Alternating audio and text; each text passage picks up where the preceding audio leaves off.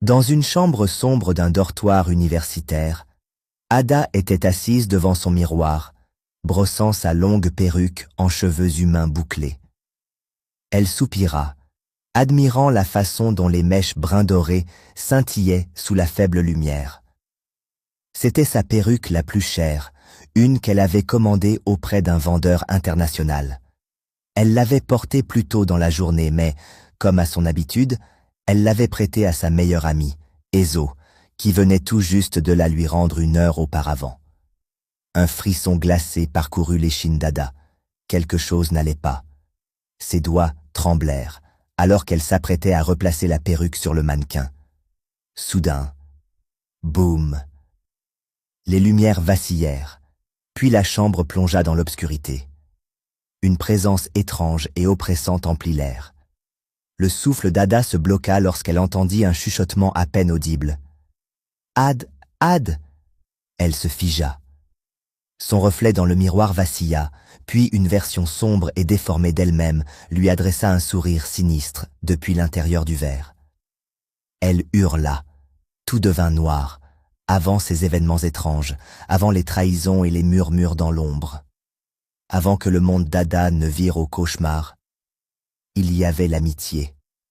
Belle, indestructible. Du moins, c'est ce qu'elle croyait. Ad et Ezo étaient meilleures amies depuis l'enfance. Elles avaient grandi ensemble au cœur de la ville de Bénin, dans les rues animées de Ozu, où flottait l'arôme du banga soupe et des escargots épicés.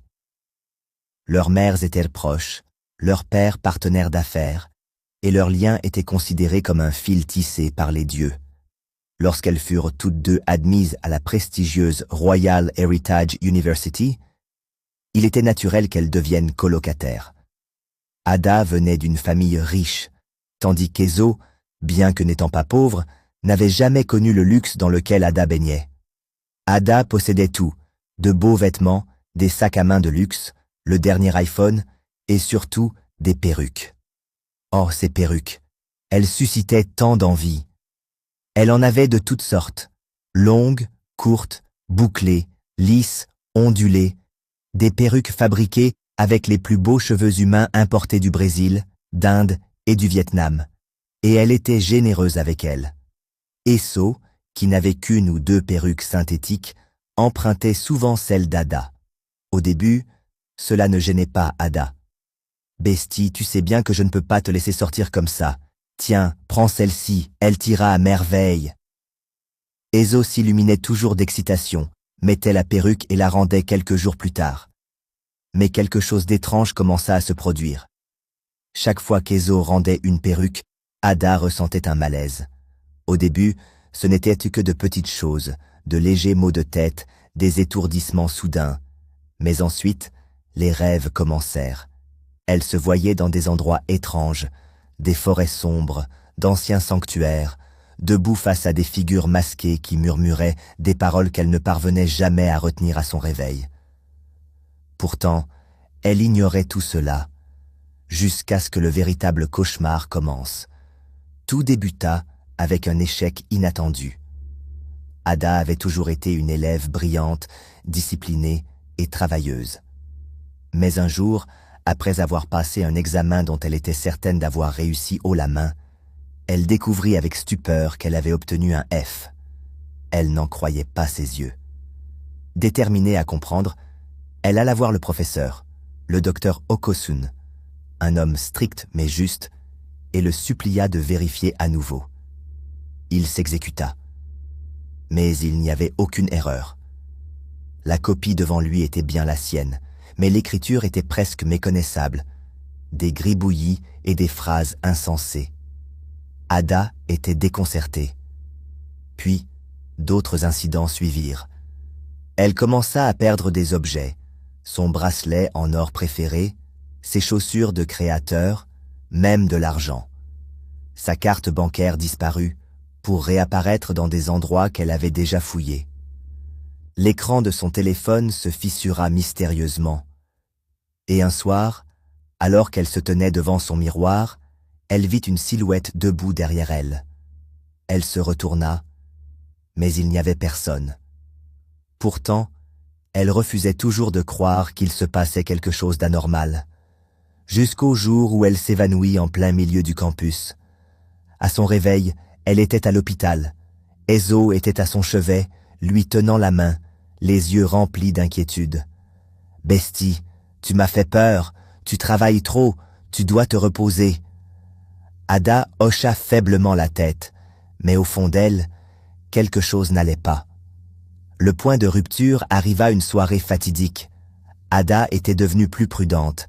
Elle avait commencé à enfermer ses perruques dans un tiroir spécial, ne les prêtant qu'occasionnellement.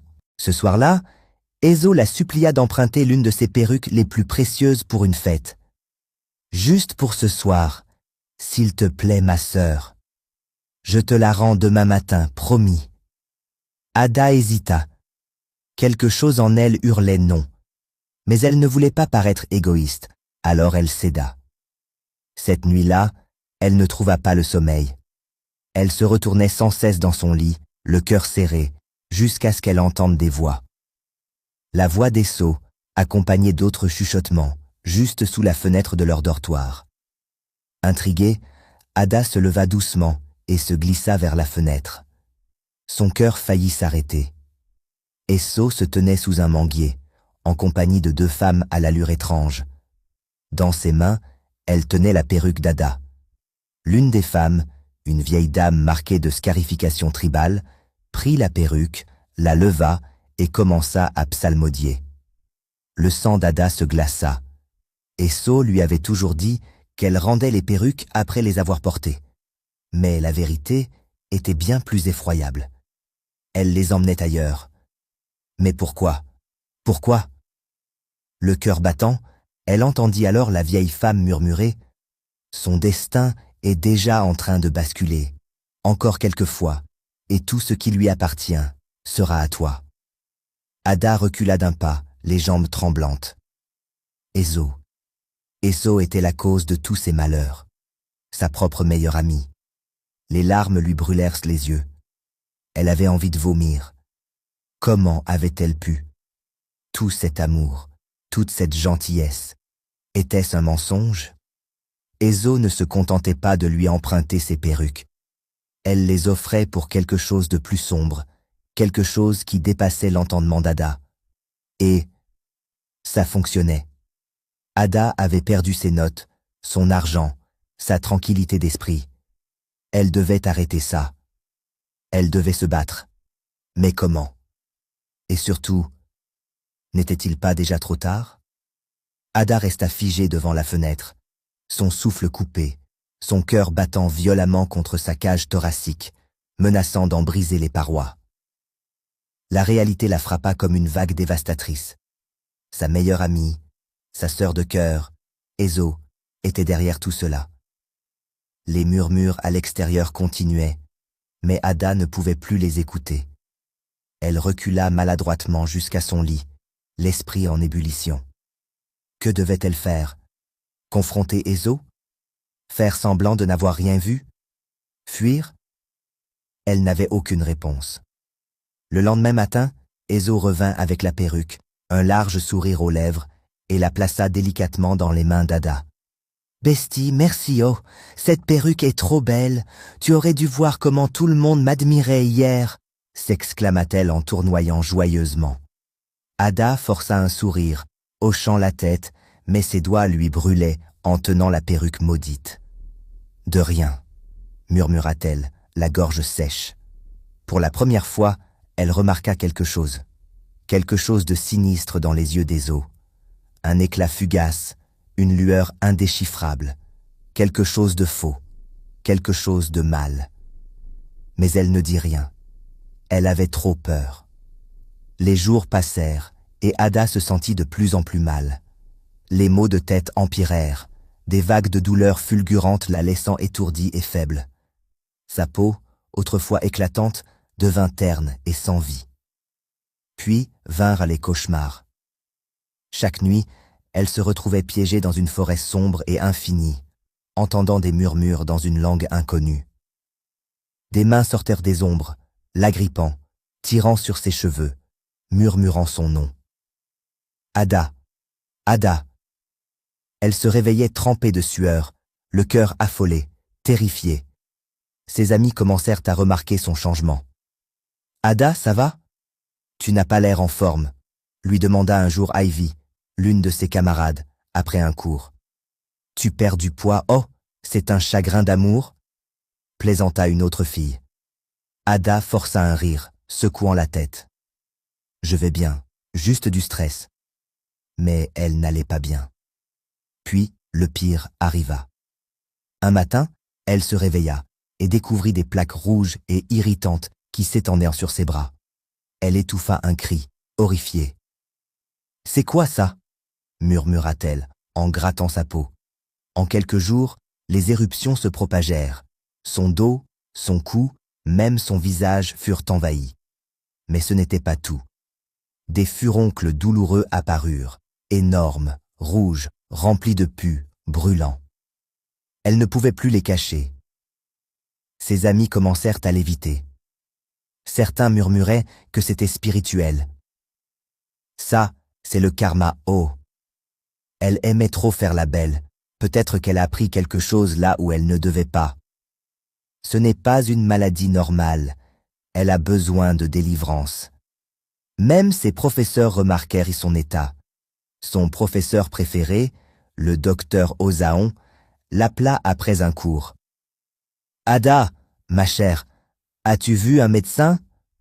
Elle hocha la tête. « Oui, monsieur, mais les médicaments ne fonctionnent pas. » Le professeur soupira, son expression grave. « Rentre chez toi, mon enfant. Va chercher de l'aide. » Cette nuit-là, alors qu'elle était allongée sur son lit, Esso entra dans la chambre. « Bestie, c'est quoi tout ça ?» demanda-t-elle d'une voix faussement inquiète. « Je ne sais pas, » croassa Ada, se serrant contre elle-même. Esso s'assit à côté d'elle, lui frottant le dos. « Désolé, oh, tu sais quoi? Laisse-moi t'aider à tresser tes cheveux, comme ça tu pourras cacher les boutons sur ton cuir chevelu. » Ada se raidit. « Pas besoin, » répondit-elle précipitamment. Un éclat passa dans les yeux d'Esso. « Tu es sûr? Je peux même te prêter l'une de mes perruques si tu veux. » Le ventre d'Ada se noua. Ses perruques? Depuis quand Esso avait-elle commencé à acheter des perruques en cheveux humains? Elle n'avait jamais eu les moyens pour ça. À moins qu'elle n'ait tout pris d'elle. Ada avala difficilement. « Non, ça va, » chuchota-t-elle. Pour la première fois, Ada vit la vérité avec clarté. Esso n'était pas seulement son amie, elle était son ennemie. Et elle avait été aveugle tout ce temps. À la fin du semestre, Ada n'était plus que l'ombre d'elle-même. Son corps était couvert de plaies. Elle était affaiblie. Son visage autrefois magnifique était devenu méconnaissable. Elle échouait dans ses cours. Sa vie sociale avait disparu. Elle n'avait même plus la force de manger. Et pourtant, Esso continuait à lui emprunter ses perruques. « Bestie, cette perruque est trop fine, juste pour 2 jours, s'il te plaît. » Ada était trop épuisée pour discuter. Elle laissa Esso les prendre. Puis, une nuit, alors qu'elle somnolait douloureusement dans son lit, elle entendit encore des voix sous sa fenêtre. Mais cette fois, elle était prête. Faiblement, elle se leva, lutta pour atteindre la fenêtre et jeta un coup d'œil dehors. Esso était là, sous le manguier. Mais elle n'était pas seule. Un groupe de femmes se tenait autour d'elle, leurs visages peints de craie blanche, les mains levées vers le ciel. Dans les mains d'Esso, la perruque préférée d'Ada. Celle qu'elle portait le jour où elle avait remporté le concours de beauté de l'université l'année précédente. Les femmes chantaient, leurs voix étranges et envoûtantes résonnaient dans l'air. Puis Esso leva la perruque et déclara d'une voix forte: « Que tout ce qu'elle possède soit à moi, sa beauté, sa fortune, son destin, je prends tout. » Les genoux d'Ada cédèrent sous elle. C'était vrai. Esso lui volait son destin. Ses perruques n'étaient pas juste des perruques. Elles étaient des canaux. Et chaque fois qu'elle en prêtait une, elle donnait un morceau de son âme. Elle devait arrêter cela. Mais comment? Elle n'avait plus personne. Plus de force. Plus d'aide. Jusqu'à ce qu'un souvenir lui revienne. la femme dont sa grand-mère parlait souvent, une puissante prophétesse. Rassemblant les dernières forces qui lui restaient, Ada prit une décision irrévocable. Elle rentrait chez elle. Elle prépara un petit sac, et sans prévenir personne, elle monta dans le premier bus en direction de Benin City. Lorsqu'elle arriva, sa mère éclata en sanglots en la voyant. « Jésus! Ada, qu'est-ce qui t'est arrivé? Maman, aide-moi !» Sa mère ne perdit pas une seconde. Elle l'emmena immédiatement chez la prophétesse Aya Omaru, une femme de Dieu reconnue pour son don de voir les choses cachées. Dès qu'elle vit Ada, la prophétesse eut un mouvement de recul et poussa un profond soupir. « Qui as-tu offensé ?» demanda-t-elle, sa voix empreinte de sagesse. Les lèvres d'Ada tremblèrent. « Je ne sais pas. » La prophétesse posa ses mains sur la tête d'Ada et ferma les yeux. Un long silence s'installa. Puis, enfin, elle parla. « Ta propre sœur a volé ta gloire. » Le cœur d'Ada se serra. « Elle n'est pas ma sœur, c'est ma meilleure amie. » La prophétesse secoua lentement la tête. « Elle est ton pire ennemi. » Les larmes coulèrent sur le visage d'Ada. « Comment puis-je m'en libérer ?» La femme sourit doucement, comme si elle connaissait déjà la réponse. « Tu vas combattre le feu par le feu. Ce soir, nous verrons qui détient le vrai pouvoir. » La prophétesse instruisit Ada de s'agenouiller devant une bougie allumée. L'air était chargé d'encens, et le rythme hypnotique des tambours sacrés résonnait dans la pièce, créant une atmosphère mystique et solennelle. Ce soir, Dieu et les cieux seront témoins. Elle trempa ses doigts dans une huile consacrée, puis traça une croix sur le front d'Ada. Un frisson parcourut son échine lorsque l'huile froide toucha sa peau. « N'aie pas peur, mon enfant. L'ennemi s'est rassemblé. Mais il sera dispersé. » Sa mère était assise près d'elle, pleurant doucement, appelant Dieu, ses ancêtres et toutes les forces du bien pour sauver sa fille. La prophétesse continua. « Ézo n'a pas seulement pris ta beauté, elle a pris ta lumière, ta faveur, ton destin. C'est pour cela que tu souffres. » Mais alors, la prophétesse posa ses mains sur la tête d'Ada et déclara avec force, « Les esprits ont parlé. Ce soir, ils combattront pour toi. Tu ne dois pas dormir. Nous allons appeler les cieux pour récupérer tout ce qui t'a été volé. » Ada acquiesça faiblement, son corps endolori, son âme à bout de souffle. À ce même instant, à plusieurs kilomètres de là, Eso participait à un autre rituel. Elle se tenait devant la même vieille femme, au cœur d'un sanctuaire caché dans les profondeurs des forêts épaisses, à l'extérieur de Benin City. L'air était lourd de l'odeur des herbes brûlées. Les murs du sanctuaire étaient recouverts de marques rouges et noires, et devant elle reposait une calebasse remplie d'une eau trouble. À la surface flottait une mèche de cheveux brun dorés. « L'étape finale est proche, » murmura la vieille femme en remuant l'eau. « Ce soir, son âme sera affaiblie, et tout ce qu'elle possède sera à toi pour toujours. » Eso sourit, satisfaite. Elle est déjà finie. Demain matin, elle ne pourra même plus se lever de son lit.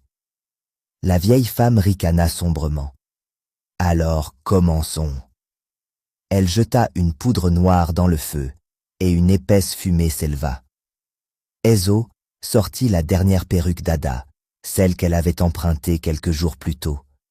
Elle la tint au-dessus des flammes et déclara « Je prends tout, qu'il ne reste plus que de la poussière. » Le feu rugit, et au même instant, dans la chambre de la prophétesse, Ada poussa un cri perçant, glaçant le sang.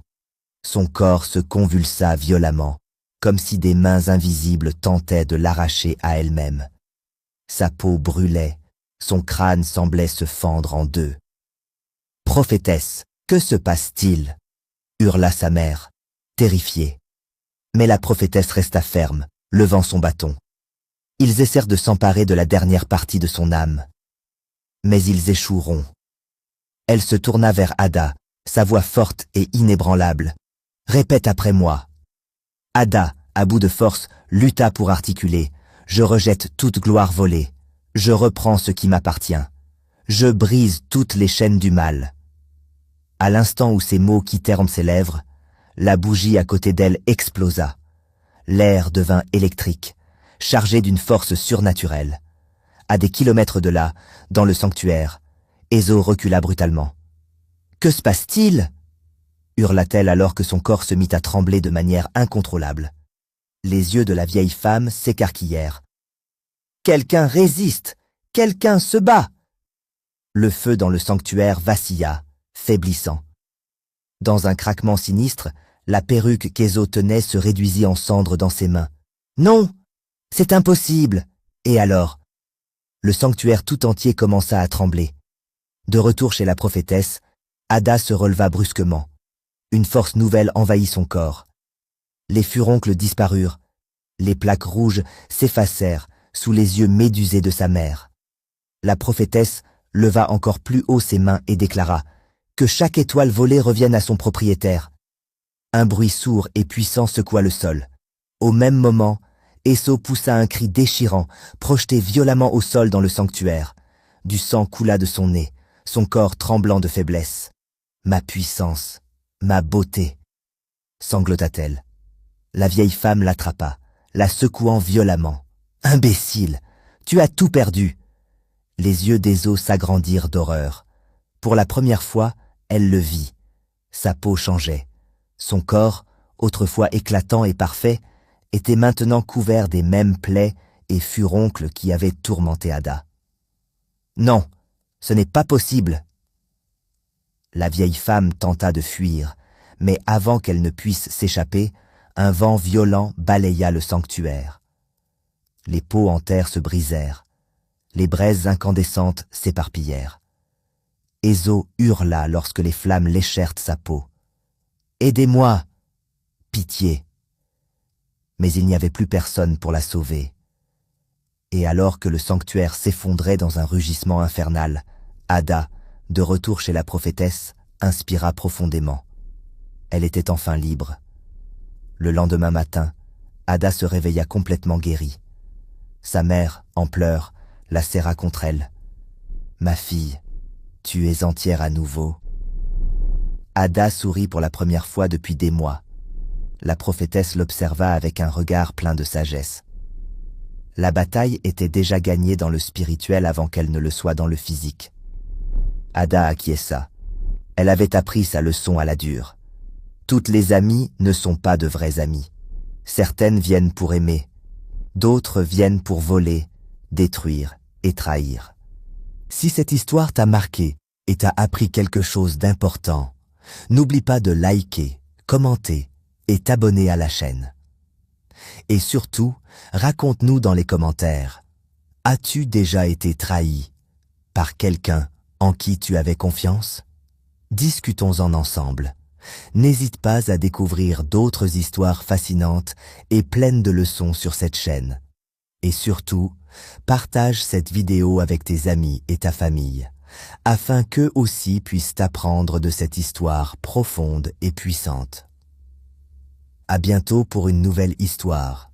Reste prudent, reste sage et protège toujours tes bénédictions. À la prochaine.